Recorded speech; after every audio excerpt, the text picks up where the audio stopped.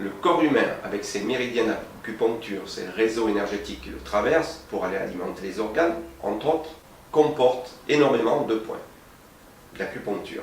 Par ces points, comme vous le savez maintenant, on peut effectivement redonner de l'énergie ou désobstruer un méridien, c'est-à-dire enlever de l'énergie qui est en surplus, qui stagne, ou alors remettre de l'énergie si le méridien est en manque, si cet organe est en manque.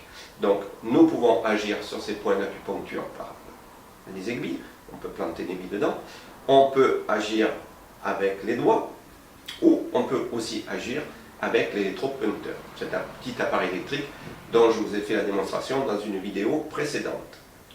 Mais ces points sont tous situés sur des méridiens, c'est-à-dire sur des réseaux énergétiques qui ont un trajet particulier. Il se trouve qu'au fil des siècles, au fil des ans, au fil des années, il y a des personnes qui ont découvert, et à chaque instant on en découvre, des points d'acupuncture qui ne sont pas sur des méridiens qui ont été classifiés en tant que tels. C'est-à-dire que nous avons le méridien du poumon, du gros intestin, du maître du cœur, etc., la vésicule biliaire, du foie. Donc les trajets ont été déterminés il y a très longtemps. Et sur ces méridiens, il y a tous ces points dont je vous parle, entre autres, dans certaines vidéos. Mais il y a des points qui sont hors méridien, qui ne sont pas du tout sur les trajets de ces méridiens. On appelle ça des points hors méridien.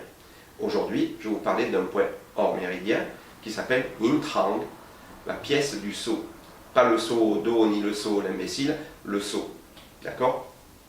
Yin Trang. Et Yin Trang se trouve ici, juste à la racine des sourcils, en plein milieu. Alors ce point a trois particularités. Il disperse le vent, clarifie l'esprit et a une action sur le nez. Donc aujourd'hui je vous parle pour déboucher le nez, mais vous allez voir qu'on peut aller plus loin avec. Alors pour déboucher le nez, tout simplement, vous, dans le sens inverse des aiguilles d'une montre,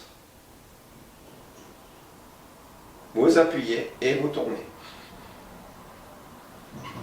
Essayez et vous allez voir, vous débouchez vite fait le nez. Alors souvenez-vous, nous avions vu dans une autre vidéo le GI20. Donc vous pouvez travailler avec association de clés, le GI20 et Yin Trang, point hors méridien.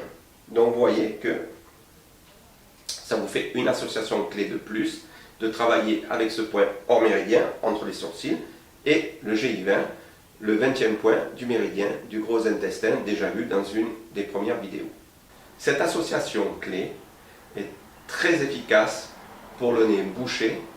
En cas d'éternuement, de nez congestionné, vous pouvez travailler sur, donc, rajouter le GI20 sur ce point-là et surtout sur celui-ci, Yin Trang, d'accord?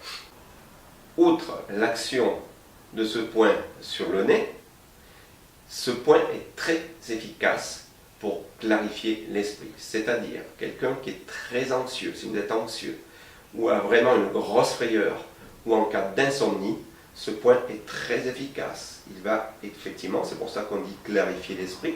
Vous y allez et vous tournez, vous appuyez dessus. N'hésitez pas de le faire assez longtemps, en cas donc d'insomnie, d'anxiété ou de frayeur. Une autre action de ce point, une troisième action de ce point, on dit disperser le vent.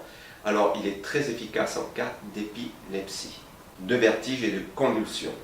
Donc il a trois actions spécifiques. Aujourd'hui je vous ai parlé surtout de ce point Yin Trang pour déboucher le nez, désobstruer le nez, mais vous pouvez vous en servir, n'oubliez pas, en cas de frayeur, d'anxiété, d'insomnie, de convulsion, d'épilepsie. Donc n'hésitez pas à vous servir de ce point, outre pour déboucher le nez, ça risque d'arriver avec l'hiver qui approche, mais servez-vous-en aussi en cas d'insomnie, ou si vraiment vous êtes un petit peu anxieux au moment d'aller au lit ou quoi, allez-y, ou si vous avez quelque chose qui vous tracasse, travaillez avec ce point Yin Trang. Voilà, la semaine prochaine, un